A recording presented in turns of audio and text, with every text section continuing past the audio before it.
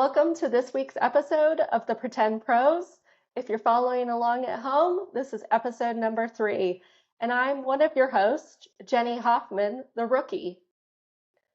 We're so glad to have you on this week's episode. I've done about a bajillion takes of this intro, so we're still learning. However, we are officially podcasters now. At least that's the term that I'm giving myself, and I'm going to stick with it.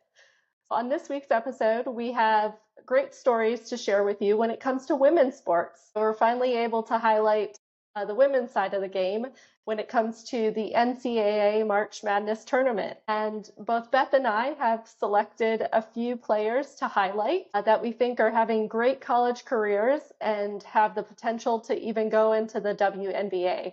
So we're excited to share those stories with you, along with talking about our mom's experiences playing high school basketball. When we started this podcast, I was talking to my mom about it, and she was sharing all sorts of stories. And so we're just glad to be able to share some of those with you today. And it leads us into the CBA, the collective bargaining agreement that was signed in the WNBA a couple weeks back. And just being able to highlight all the great things that are happening in women's sports in such a short amount of time. If you look over the landscape, we're talking about a time period of about 30 years. So just seeing how far we've come when it comes to women's basketball. So all that and more, please give us feedback. We're definitely open to that. We're coachable.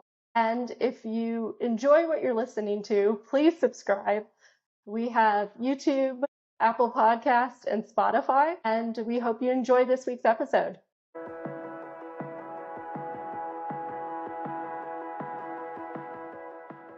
All right, we're going to talk some women's basketball. We've been talking a lot about men, if you've been keeping up with any of our episodes and that side of the tournament. But there's a lot going on in the women's space as well, and we definitely want to highlight women's sports as a part of this podcast for sure. So I think we have some players, if we just want to jump right into it, that we're going to be following throughout the tournament and even throughout their college games, but also probably in the WNBA. Yeah, absolutely. So I can kick us off if you want. So the competitiveness on the women's side, I think, is getting much, much better every single year. Round one is usually not full of upsets, unfortunately, unlike the men's side. I think it's getting better, but there was one yesterday. So I actually watched this game because it looked like it was a close game and, had the possibility of being an upset. So this was Virginia, which was a 10 seed against Georgia, who I think that would have made them a 7 seed. They were playing in Iowa. So the women's bracket, if you don't follow it, the first and second rounds are at host schools. So since Iowa is a top 4 team, they get to host. So they also played that day, but in this game, it was Virginia and Georgia. So Virginia ended up winning. The game went into overtime, which was, kind of a crazy shot to send them into overtime as well. Obviously, I don't know much about the Virginia basketball team, so Googled some of the players, just trying to get a little bit more about them. The one I picked to talk about is Kymora Johnson. So I definitely noticed her because she was the high scorer. They also were in a play-in game, so she was the high scorer for the play-in game and then the win over Georgia yesterday. And so one of the crazy parts about that game, which is that as it turns out, the Iowa arena does not have air conditioning. What? I don't know if you saw this. Yeah. I mean, I guess if you think about it, this time of year, probably not really necessary in Iowa, but it was in the high 80s yesterday. So both this game that I watched and then later the Iowa game that was later in the day, not only did you have no AC and it was 85 degrees outside, but you had 15,000 people in the building.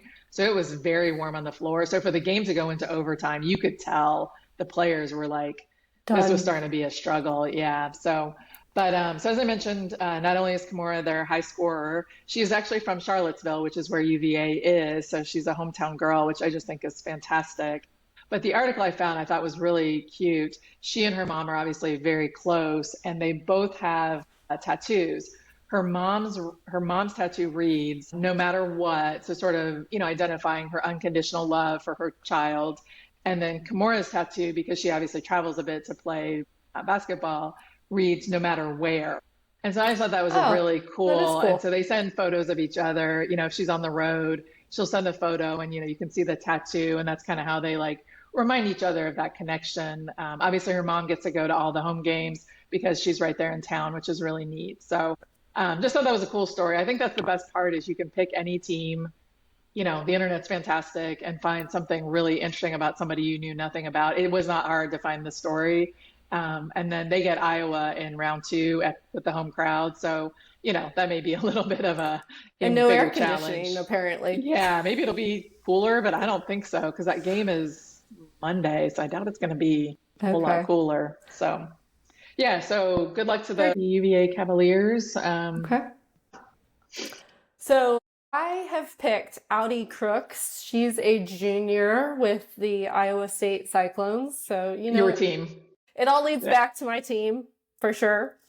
So even though they lost in the first round, I think it was an 8-9 matchup. Yeah. They were the 8 seed. They did lose. I don't remember to which team. We'll have to look that up in our fact checks. Syracuse. Okay.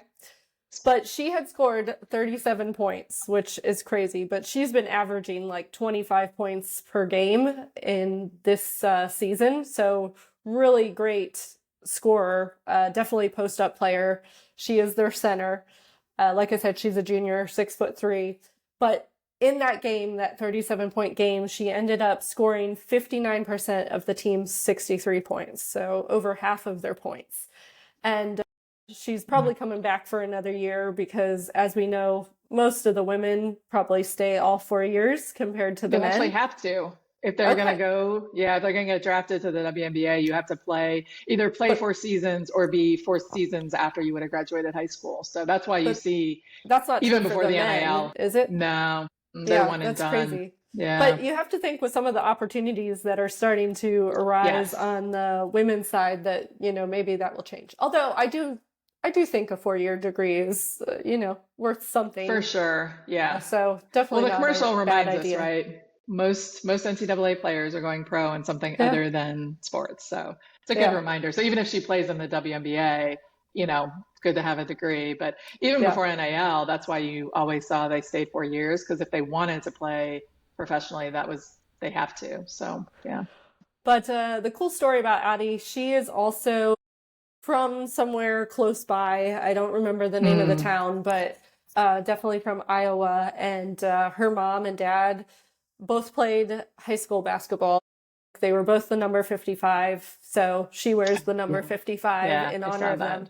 And actually her father passed away, I think when she was in junior high school age. So she was just starting to get noticed for basketball, and he passed away. So it's kind of been a way for her to honor him by carrying the game and his legacy. So I think that's been a cool story to kind of watch, and how she's just done amazing for her college career, and she has a whole other year. And some of the blogs and such that I do read have her maybe even going like the 3rd pick or the 5th pick in the 27 draft. So I definitely think that she's going to be ranked high wherever she ends up. So definitely a cool story.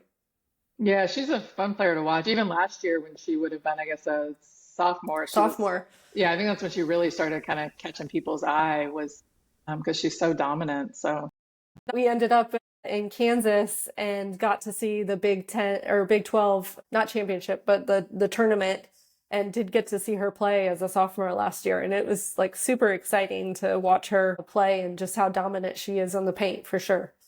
Yeah, that's cool. Awesome. Well, that's a good pick. Yeah. Alrighty. So my other one, so this is sort of a somebody who knows somebody. So when we put out episode 1, I had a friend reach out. It was one of my roommates, actually, when I lived in Indiana, when I was working there. And so his college roommates, they're both named Matt, so this makes it a little confusing, but the Matt that I lived with a different Matt when they were in college at Indiana State. I think when I was talking last time about Robbie Avila, I said I had a lot of friends who were Iowa State Sycamore, so this would include my friend Matt. And so his daughter, my friend's friend, his daughter is playing at Miami of Ohio, which I didn't know. I don't think I've met her. I've definitely met her dad, but I don't think I've met Amber. So Amber Treader, she is a junior at Miami of Ohio. So obviously we talked about the men's team. The women's team did really well this year as well. So they won their conference tournament, which is what got them into the bigger tournament, the NCAA tournament. And so started doing a little more history on them. And so this team was only won 9 games 2 years ago when she would have been a freshman. And so to her credit, they had switched coaches. She's decided to stay with the team. I think almost everybody else she was recruited with either left that year or left a different year. So she stuck it out and is their leading scorer and rebounder for this season. She was leading scorer in the game that I watched. So I actually watched this whole game. I was super excited to root for the Red Hawks. It did not end the way that they wanted it to, unfortunately. They came up against a pretty tough West Virginia team who, I mean, credit to them. That West Virginia team, they played fantastic defense. They pressed the whole game, which looked like maybe it kind of was hard for the Miami teams to sort of work their way around. I think if you're not used to getting pressed, that can be a challenge for sure. And give the West Virginia fans credit because they were the highest seed, so they were the host for this game and set a record for women's basketball attendance during that game. So it was loud; you could hear it on the TV.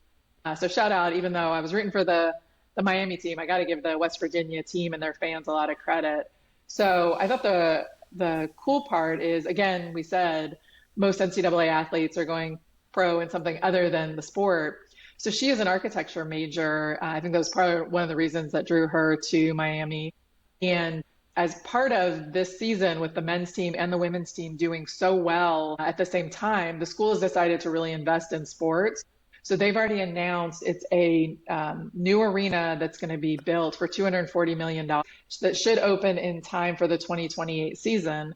And the cool part is she is interning with one of the firms that's helping with the development and the vision of it. So that's apparently she was also part of the process of talking to the school and maybe not pitching it, but as part of, the discussion about whether or not to make this investment. So that's a really neat, kind of double-sided experience. As an athlete, she obviously knows what they need in the arena. So I thought that was cool.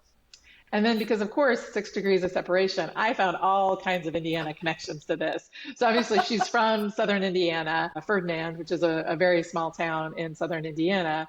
But the Miami coach was an assistant coach at IU for the women's team.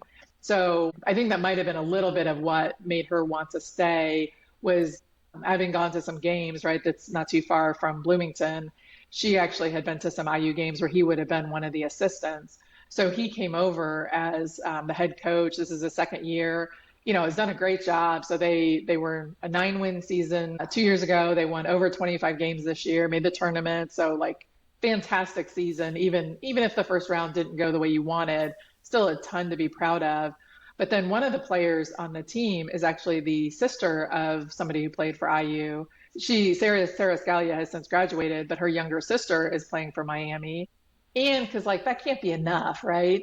Since I actually watched this game, there was a girl on the West Virginia team that I thought, I know that last name. So I Googled it. Sure enough, her sister plays for IU right now. So I got all kinds of Indiana connections with this game. So I was super bummed. It was a bit of a blowout. So I was sad for them, but I hope they're proud of themselves. There's only one team that wins the whole thing. So you got to define success in other ways than just being the one that hoists the championship trophy.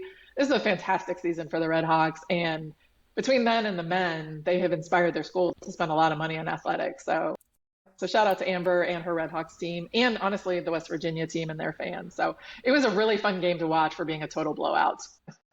So what I take from that is we need to get Amber on this podcast. So Amber, if you're out there, come join us as a guest. Yeah. And Beth, your Indiana stories. I think she owns 100 Indiana shirts, as you can see. And she has every story in the book about Indiana.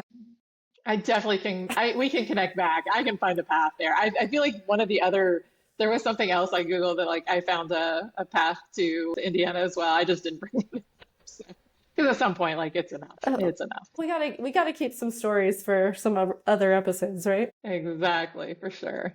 Okay, so my last one, I just stumbled upon her today, actually. I was doing some research and watching some videos, and her name is Toby Fournier. She is from Toronto, Canada. She is a sophomore at Duke. You know, I'm not a fan of Duke, but all the highlights I saw and the story about her just sounded like she has a great future ahead of her. And the story I was kind of watching was at 14 years old, she was actually dunking a basketball, which is kind of unheard of on the women's side for sure. You definitely don't see that. So she's a forward. You know, when I was telling Beth the story, we were thinking she was a center just based on height and that position, but she's actually a forward for Duke. I don't know how much playing time she gets. I think she gets quite a bit. I'll have to, look this up and report back. But it sounds like, she's really doing a lot on the offensive and defensive side. I think she's a great 3-point shooter, but also being able to block and get the rebounds. So I think she's very versatile. And I think she even caught the eye of LeBron James when she was dunking it in some tournament, which she's not really probably dunking a lot in the regular games and tournament games. For sure. But I do believe that he kind of noticed her as well, and she caught his eye. So cool story. I feel like she has another 2 years and they're still in the tournament. So we'll see how far they go. I don't know what seed they are in this tournament. Yeah, they were a higher seed. They were 3 seeds, so they're hosting. Okay. Yeah. And they won their first game. They'll play LSU as their second game, so that'll definitely be a tougher game. That's the 2 seed coming out of that bracket. I definitely have them losing because I know I have LSU going to the Final Four. So yeah, their women's team's always been good. I mean, they get overshadowed, I think, because the men are just like historically have been good, but they've got a great coach in Kara Lawson. And so I also don't root for Duke. I feel like, it's like a thing to hate Duke. It's not, doesn't make us unique, but it is. The women's team, I think, is definitely easier to root for, right? There's a little more there. So. All right. So those are our stories. Who do you have for the Final Four on the women's side? So this one, I think the challenge on the women's side is the 4 number 1 seeds. I mean, the drop off after them is pretty big. They are just so solid. But to make it interesting, I didn't want to just go chalk all 4 number 1s. I do have UConn, South Carolina, UCLA, and then I picked Michigan. Again, tell me I didn't go to a Big Ten school. So they are the number 2 seed. So that would mean if things went the bracket way, they would beat Texas because that's the other number 1 seed. So yeah, so I got 2 Big Ten teams in there, so I got a shot at another Big Ten win potentially. Okay. I have Connecticut, South Carolina, LSU, and Texas. The LSU number 2. Okay. Yeah. Who do you have winning it? Connecticut. I picked UCLA. I feel like they came so far from the version they were. I mean, they were so good last year, and then this year they just add a lot of depth. And Lauren Betts is pretty easy to root for as well. So. Seeing her, like where she's kind of come through and, has been public about some of like the mental health struggles she's had. And so I think, she's pretty easy to root for, and she's got her sister on the team. So I'd love to see them do it. I've actually seen the Michigan women play in person. I've taken my nieces to a couple of Indiana games, but saw them in Michigan and then at Michigan State. So easy to root for them as well. So. Awesome. Well, hey, tune in a couple weeks. We'll figure out who won their bracket. My women's bracket actually is pretty nice, but we'll see. So it's either Connecticut or... I got UCLA. Yeah. Okay, so we'll take bets on who's going to win the women's tournament for sure.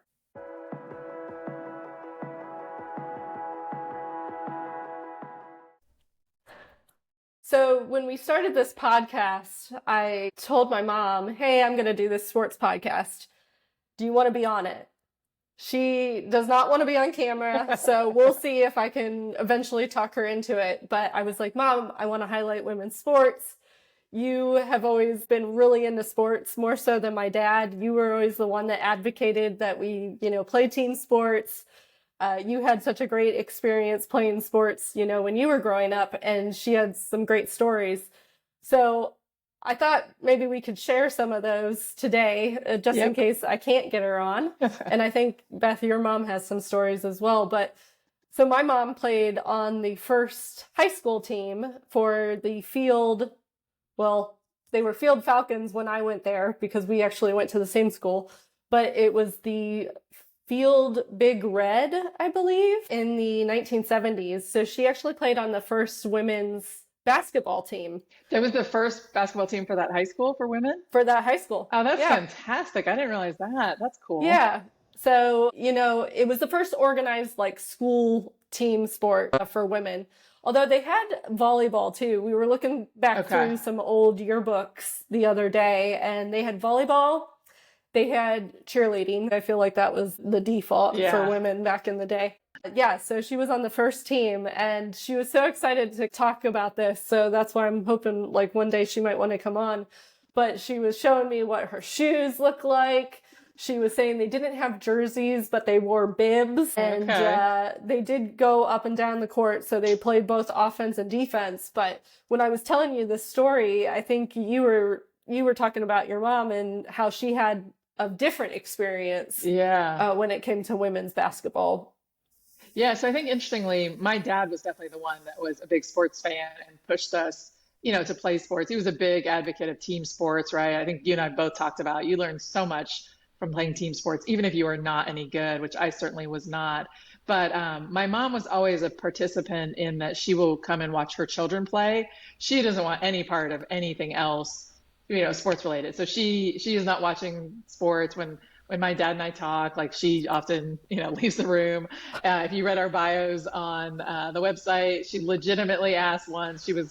My dad couldn't find anybody else to go to a Yankees game with him, and he's a diehard Yankees fan. And she legitimately asked me if I thought it would be okay if she brought a book to read during the Yankees game. Just to be clear, the answer is no. You cannot bring a game.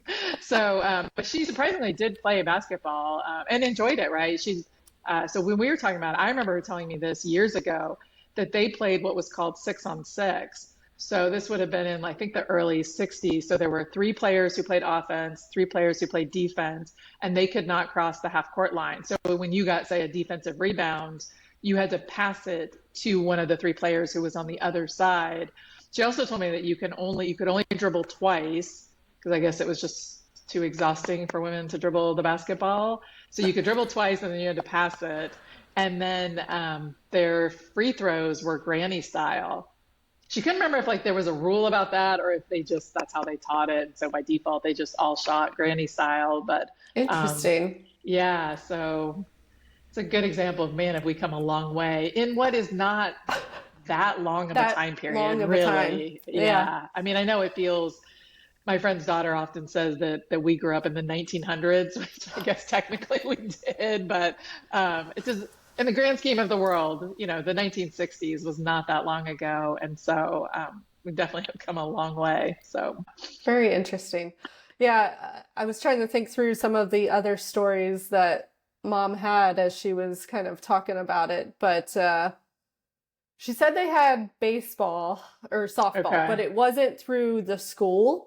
It was just kind of an organized summer league, I guess, that you could play. So I found that to be very interesting. She said they had volleyball, but she didn't remember the volleyball team. She honestly thought they only had women's basketball. So definitely a very interesting time. But to your point, we've come a long way now. Just 3 years ago, we went to Columbia, South Carolina, to watch. No, that game was in the tournament game.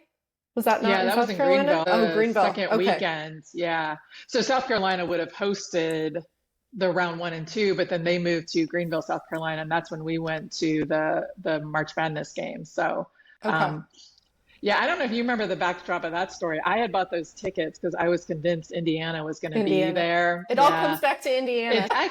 This one has a legitimate connection because I had bought tickets for anticipatory. It was the first time Indiana had ever been a number 1 seed. So I was just so convinced they were going to make it. I legitimately cried after they lost that game. I was so invested in that team. And those players are some of my favorite players that have ever played, Indiana basketball, men or women's, honestly. But it was actually that season. So we watched the South Carolina and Maryland teams play. Aaliyah Boston was a senior on that South Carolina team and was phenomenal.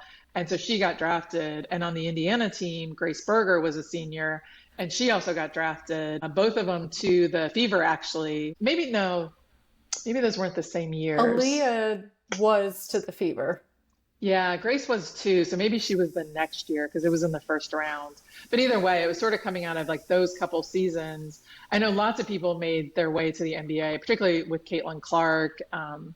She like players followed her. But for me, it was really Aaliyah Boston and then Grace Berger, and then eventually Mackenzie Holmes, who got drafted from IU as well a couple years later.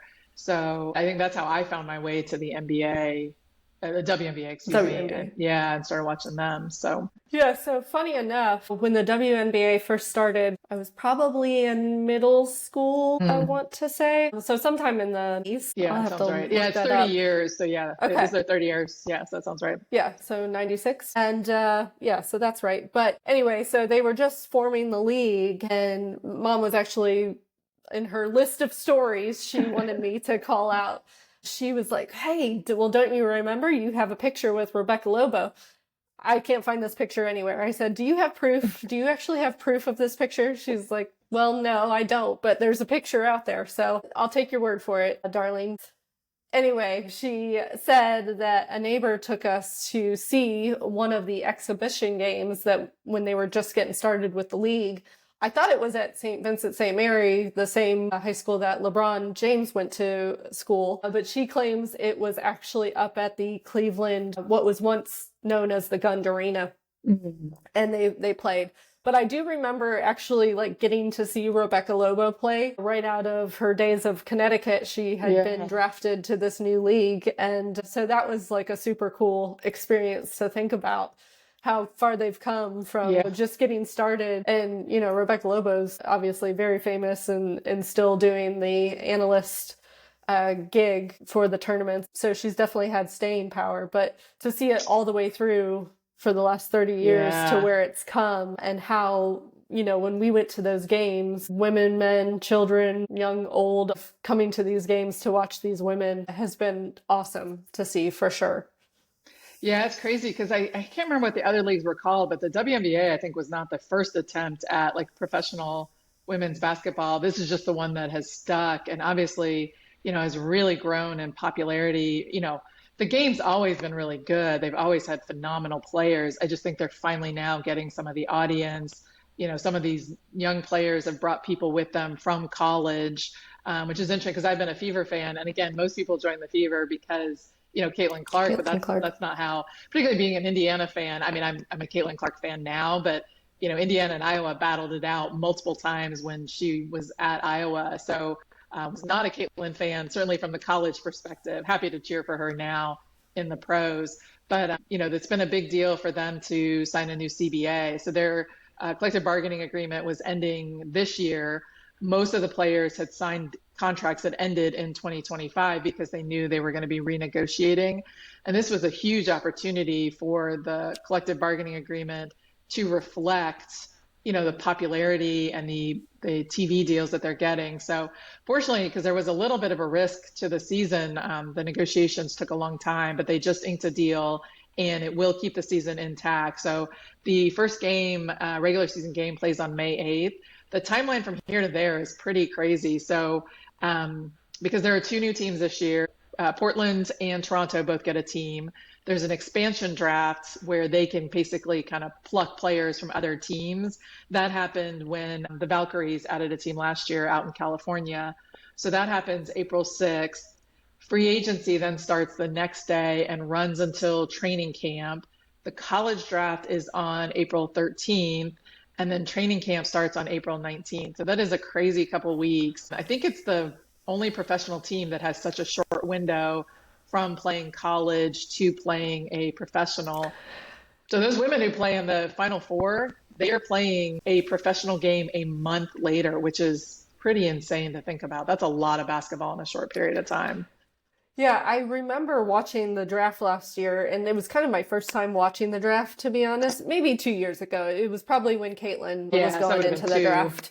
So 2 years ago. But I remember thinking, okay, like there's no time for them to breathe. And I think Caitlin was on the Pat McAfee show or something to that effect. And she's like, yeah, I've been going nonstop. It has been like literally from Final Four I don't know if they played in the final game that year. No, they Oh, didn't. That track. was Yeah, in Cleveland. they were So in the they were in Final the Final Four. Four. Yeah.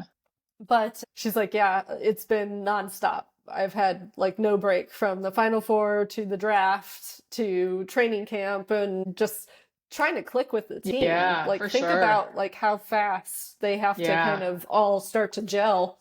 So it's definitely interesting how short their timeline is compared to a lot of, like the NFL combine and the basketball and Yep. all of that. Yeah, and I think this year's going to be even more interesting because it does take time for teams to gel, right? I mean, it's kind of the craziness with the transfer portal in college is you have these teams of, I mean, sometimes there's nobody who's played together necessarily on a team, which didn't used to be the case. But the WNBA this year, 80% of the players are free agents. So some of them will get re-signed back to the teams that they're on for sure, right? The Fever are not letting Caitlin Clark go. The superstars, they can protect, I don't know how many players, a couple players on the team. They have to re-sign them with new deals based on the new terms of the CBA. But then everybody else is going to be a free agent.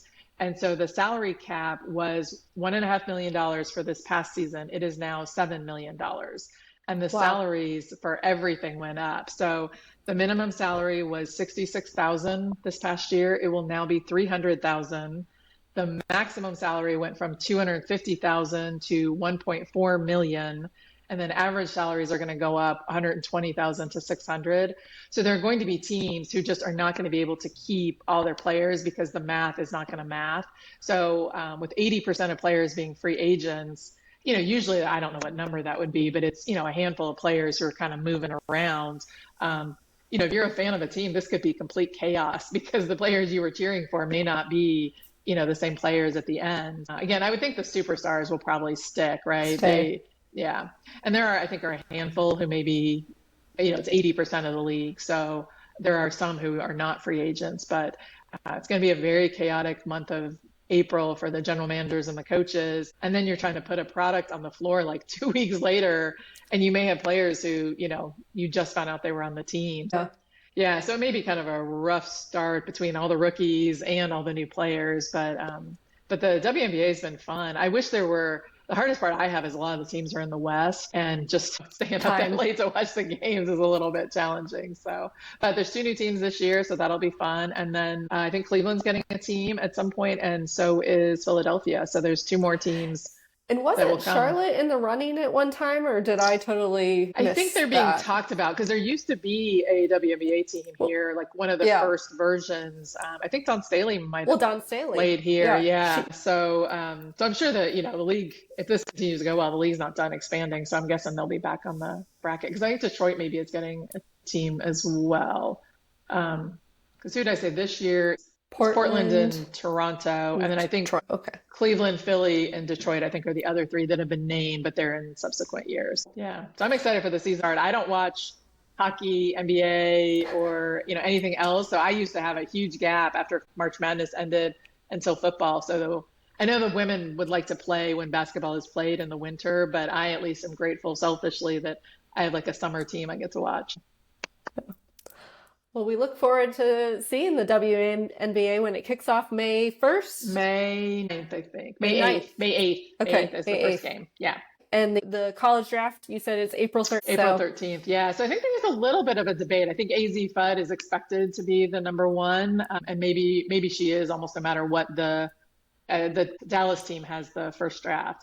And it could just be that she's such a good player that they just take her no matter what. Well, we look forward to seeing more of the WNBA when it kicks off May 8th, and we'll be watching the draft as well. So we will look forward to the stories that come out of it for sure.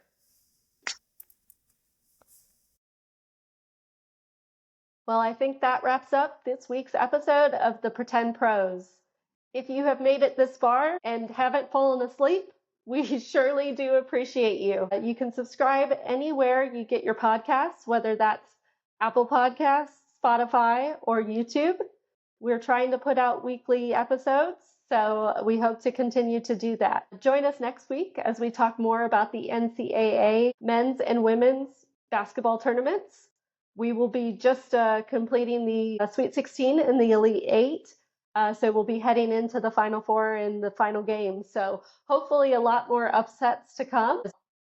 I'll also hope to preview the Masters tournament. So not a fun sport of Beth's, but a sport that I truly enjoy. And actually, it's surprising, I know, but golf is not one of the sports that I actually fall asleep to. So I'm probably one of the only people, but super excited to preview that tournament as well coming up in mid-April. So a lot more sports to talk about, and we definitely hope you subscribe and join us next week.